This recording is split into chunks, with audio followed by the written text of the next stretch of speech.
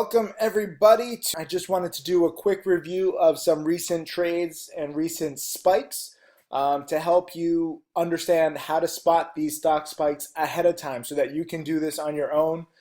This is a great message from Lucas. I'm going to highlight a few students because I'm overwhelmed by all your messages. Thank you again.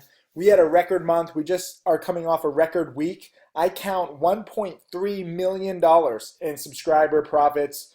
More of you are making 500, 1,000, 2,000, 5,000, even 10, 20, 30,000 in a day or two. It's very rewarding for me. And this is just a good visual, and it makes me hungry. Lucas is 14 years old, and he's learning, and now he has a Kobe steak. Freaking awesome. Good job, Lucas. Here is Free Bands.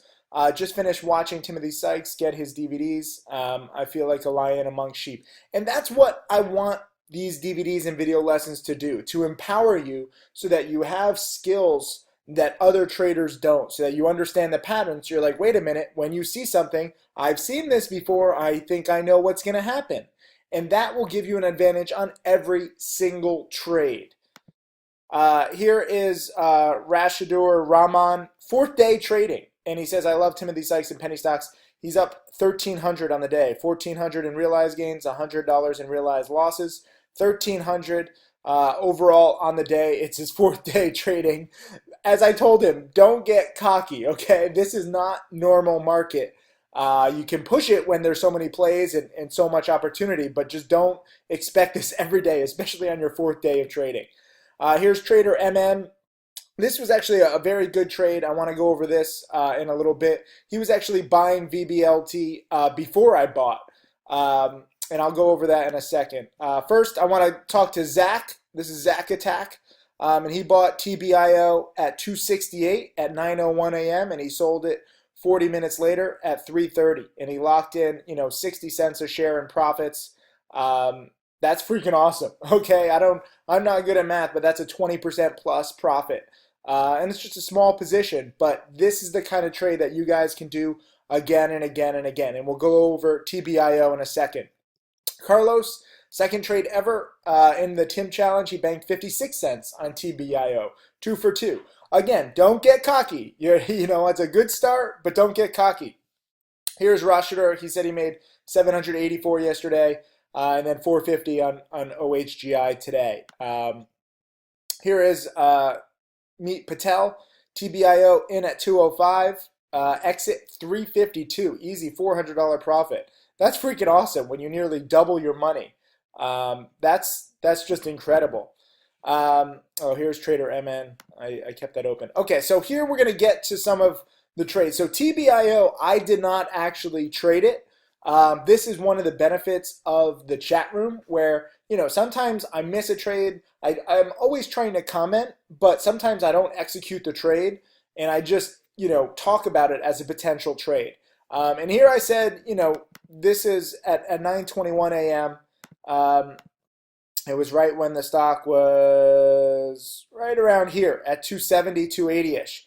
And I said, this is the only volatile play so far pre-market. And so everybody knows I'm looking for volatile plays. Rule number one for finding stocks that are going to spike more is find stocks that have spiked a little bit already. And then you're trying to piggyback it. You don't want to try and call a stock that's not doing anything.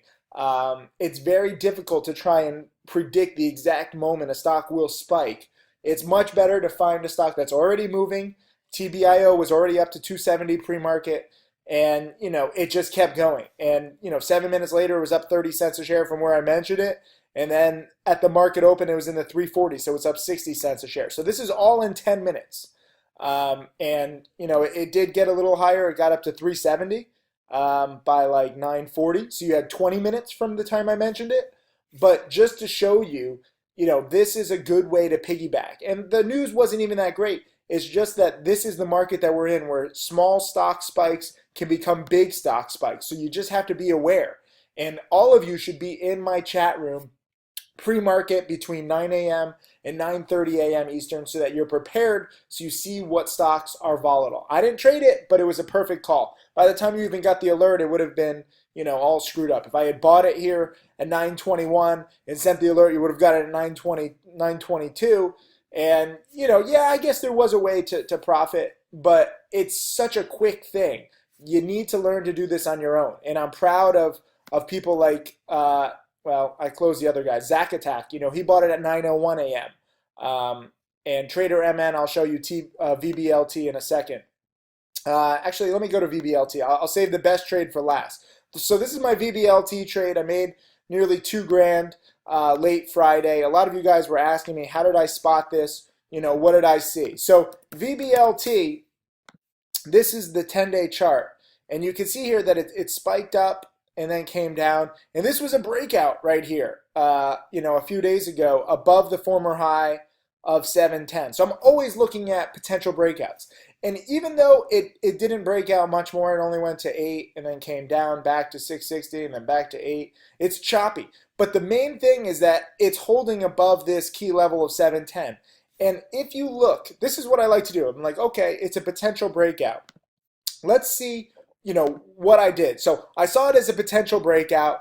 I was watching it mainly because one of the traders who I follow, Mr. Tim Grattani, my top student, he was on Twitter, and you should follow him on Twitter. He's CroyRunner89 is his username.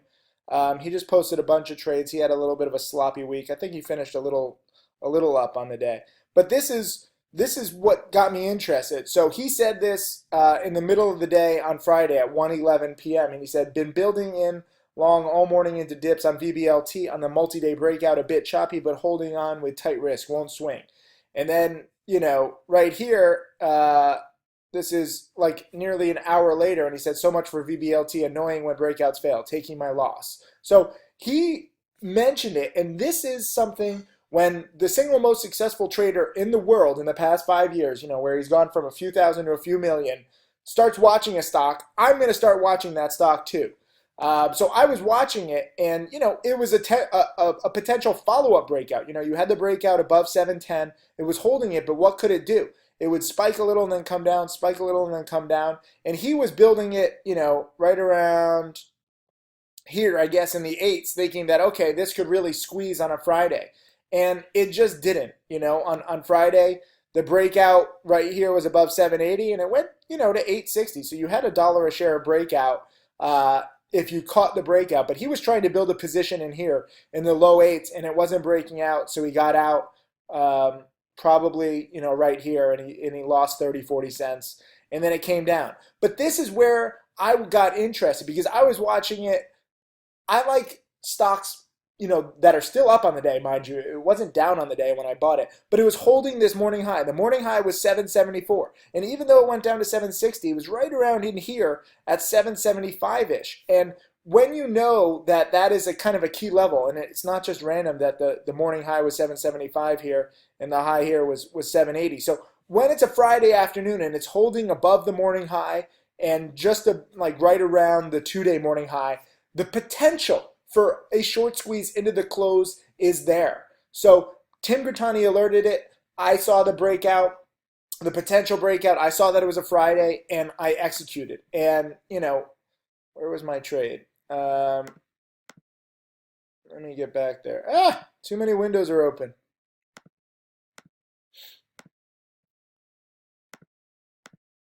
Here's my trade. So I said, bought this biotech presenting next week at a conference on the big dip off the day highs, but should still squeeze into the market close after hours. I will not hold over the weekend since they're presenting early Monday morning. Goal is to sell in the 8s later today. And sure enough, it did squeeze into the close. And I got it in the 770s, and I sold in the low 8s right where I thought. It actually got all the way up to 850. So there was nearly 75 cents a share of spike here into the close because it's a Friday short squeeze. If you watch Tim Raw, if you watch Tim Tactics, I'm always talking about Friday short squeezes. So a lot of shorts were piling in. People in the chat room were confused. They're like, Tim, there's only 3% of the stock that's short. Why are you saying there's so many shorts? When a stock does this in the morning and fails to break out, guess how many shorts piled on the breakout failure in here? Maybe 500,000, maybe a million. And the company is presenting at a conference on Monday morning at 7:30 a.m. Eastern. So whatever play is going to happen, it's going to happen on a Friday afternoon, because after that, you you can't cut losses because you don't know what the risk is when they report the news, whatever it's going to be on Monday morning. So these shorts, everybody who shorted right in here, when Tim Grittani was long and he had to take the loss, a lot of shorts were like, okay, great. This is a failed breakout. I'm going to short this. And a lot of people are trying to bet on the news. I don't want to bet on the news. I'm betting on price action, and I'm betting on knowing what traders are going to do. So when a stock fails to, it's still up on the day and it fails to break below the morning low, and it's a Friday afternoon with 30 minutes to go, of course it's a possible short squeeze. It was such a freaking gimme. In hindsight, yeah, I should have gone bigger. I wasn't sure. I'm not really good at biotech stocks, but I'm good at sensing price action. And once it went back above 780, all the shorts who piled up in here were like, uh-oh, maybe somebody knows something ahead of, the conference. Also, several other chat rooms, several other newsletters piggyback my alerts because you see, how successful I am. And I can't help that. I don't want anybody to follow my alerts, but I can't stop you. I can't stop other chat rooms from alerting it and being like, Sykes is buying. And other people who are like, wait a minute, Sykes is right 3/4 out of the, time, they're going to buy. And other people start pushing this up. And it was predictable. And I set my target very conservatively. And I nailed it. That is a Friday short squeeze. So that was very nice. But the trade that I'm most proud of is this one. Same kind of $2,000 profit on OHGI. And this was a speculative dip buy, very similar where, I was piggybacking a move. It had already spiked. Okay? It had already spiked when I bought it. In the overall chart, the spike looks small. But for the past few days, before I was buying, it was in the twos. Actually, let me go to 14 days. So you can see it had one spike here. This was when they came out with the news that they had 3 million downloads of their new app. And, I totally bungled my long-term position. I had been holding this for 3 months, and I was selling in here, just missing this big spike. And so it spiked on news of the 3 million. And it started to come down every day. And this was a trend change already. It was already up from 150. It had hit a high of 180. And I was buying it in the 170s here. So why would I dip buy it? Well, again, this stock moves on news, okay? And you have to know that. So the whole question is, when is there going to be more news about their Ashuo app? This, again, is where my chat room comes in handy. I know that there's a lot of noise, not TBIO. This is the chat room archive. So everything I do is timestamped. Everything said in my chat room is archived. And you can go back and look, and you can see exactly how the chat is useful. So a lot of people are talking bullshit. They're promoting their own stocks, like every other chat room. The moderators do a great job. We try and contain it, but you can't help it. This one message from Ferrari 458, I saw it. I saw that OHGI was up on the day. It was already up. I want to say like 10 or 15%. I saw it on my Stocks to Trade software scanning tool. All of you should be using Stocks to Trade. We just had a new update for Mac users. So if you're interested in Stocks to Trade, email admin@timothysykes.com and we'll get you on the new system. But just because I was watching it, there's a lot of stocks up 10 or 15%. But this is where it got interesting. When Ferrari 458 said OHGI financials, and he said spiked, but it could fade. And this is these two people looking at it. I'm like, well, let me look at the financials. So to look at financials of a pink sheet or a sketchy kind of company like this, you go to otcmarkets.com. I've always gone there. So I go to OHGI. I type in the ticker. I go to filings and disclosures, because this is where the SEC filing is. And, I'm filming this in hindsight, but this was new news that day on May 27th. And you click the file and you can see, this is the release that they had. They said on May 27th, One Horizon will present at the 2015 Markham Microcap Conference, and we'll use a presentation at the conference. So this is the presentation that they're going to use at the conference on the 27th. So this is, their investor presentation, May 2015. Last time the stock spiked, they had updated this presentation, and it spiked a little bit. So I didn't expect it to go to 5. Don't ever let anybody say, Tim Sykes says he predicted it to go from the 1s to the 5s. No, I expected it to spike a little bit on news of this new presentation. And this is a long ass presentation. Blah, blah, blah, blah, blah, blah, blah, blah, blah, blah, blah, blah, blah, blah, blah. You know, Ishuo, cool. They're in the right sector with, you know, messaging and stuff like that. That's cool. But there's one slide that mattered to me. And because I know that this company only has a few million in cash, like most penny stocks, and that they're looking to raise cash. If you look at the OTC markets, they have an S1. This is a prospectus. If you watch my Learn to Read SEC Filings DVD, you know that they're trying to raise money. Okay, so as of May 22nd, they're trying to sell a lot of shares. This is their presentation. They're trying to, you know, raise money. And so knowing that they're trying to raise money, you know that they're going to try and hype themselves up. But everyone tries to hype themselves up. Is this slide really going to raise money? No. There's one slide in here that's going to raise money for them. And we're getting to it. You got to keep going. You got to keep going. This is where my experience comes in handy. Competitors, wait a minute. So they're competitors to Skype and Vonage and WeChat and Line. Some of the hottest companies in the world.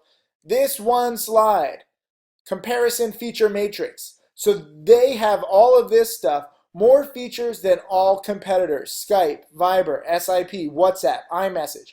WhatsApp got acquired for nearly $20 billion because they had so many users. Skype is worth multi-billion. iMessage is worth a lot. Viber's worth a lot. And they, little piece of shit, OHGI has more features. And this one slide, knowing that they're presenting at a conference the next day, I'm not saying hold through the conference. I'm saying buy in anticipation of the hype that they're inevitably going to present at this conference. More features than a $20 billion company. That is what got me to buy. In hindsight, I should have bought more. In hindsight, I shouldn't have sold so quickly. But the cool thing is that this kind of setup is predictable. Every single one of you can buy this.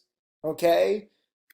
TBIO, okay, it's a pre-market runner. VBLT, okay, it's a Friday short squeeze. This is a news-based hype play that has spiked huge before. In the past, it has spiked from 1 to nearly 3 in one morning. Here it spikes from 2 to nearly 6. So it has a history of being able to triple by 10 a.m. Pretty freaking amazing. Yes, it came down. I gave a great warning to sell it right here late day at 5:30 when it couldn't hold its highs. And I was like, you know, remember they are trying to do a financing. So I'm always going to look at trying to buy this stock before a big spike. Congrats to so many of you. I have literally, I tried to copy and paste all of this. You know, these were TBIO testimonials from people who were in the chat room, made 100, made 2,700, blah, blah, blah. But here's OHGI, you know, look at this. Just a random one. Juark was in at 202 last night, out at 345. Angry Pirate made another 700. Baguba made 900, made my day. Lando was at 667. Look at this. This guy, Cheatmeyer, made 90 cents a share. Patrick Bam made 800. I was so worried going overnight with it. You don't have to worry when you know that news is coming. They came out with a press release the next day that hyped up. They actually did more hype than I even thought, because in this presentation, it was actually kind of amazing. In this presentation, they said as of 5/13, there's 3 million downloads. And when you go to the press release that they actually issued the very next morning, I did not anticipate this press release.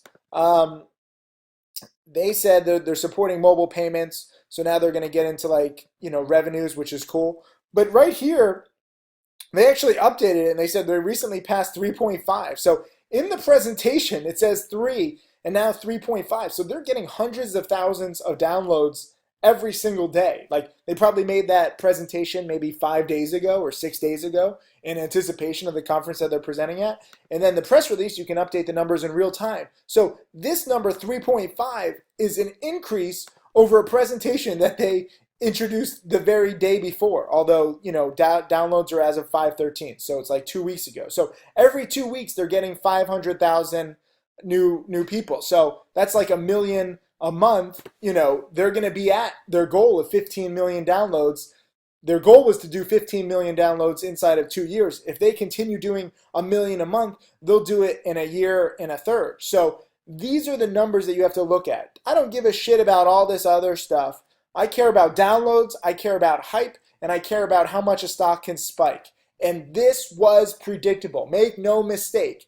It's not predictable that, you would have another triple, even though it did it once before, and it actually did it twice before. If you look at the first reason why I bought this stock right here, it spiked from 167 up to 4. So it's actually, it more than doubled here. It tripled here, and now it's tripled again. So this has a history of spiking, so it's a former runner, and they're probably going to have news heading into an investor conference. That's all you need to do. So, and mind you, it was already up. I didn't buy it at 150. It was already showing its first green day in the 170s, 180s. I just piggybacked the move that was already happening, and I pieced this together. This is why I'm successful, and most penny stock traders are not. They're not piecing it together. They're not in my chat room where thankfully, other users are watching. I wasn't even watching, like in the middle of the day. Like I wouldn't have seen OHGI came out with that new SEC filing. But when I read the SEC filing, what differentiated me from other people who read that same SEC filing and did nothing was I put the pieces together. And to be my next millionaire student, you need to learn to put the pieces together. And that's why I make videos like this. That's why you Trading Challenge students now get between 2, 3, sometimes even 4 webinars per week. The millionaires who teach these webinars, and every single person who teaches a webinar has made, well, Mark Crook, he does some webinars. He's made 400,000. Michael Good, Tim Grittani, and I have each made several million. This is what separates us from other chat rooms and other newsletters. We are multimillionaires, and we are sharing. There are other people who have made a lot of money, but they have huge ass losses compared to their, total value because they're gunslingers. Michael Good and I will both be the first to admit that we play stocks too conservatively. We sell way too soon.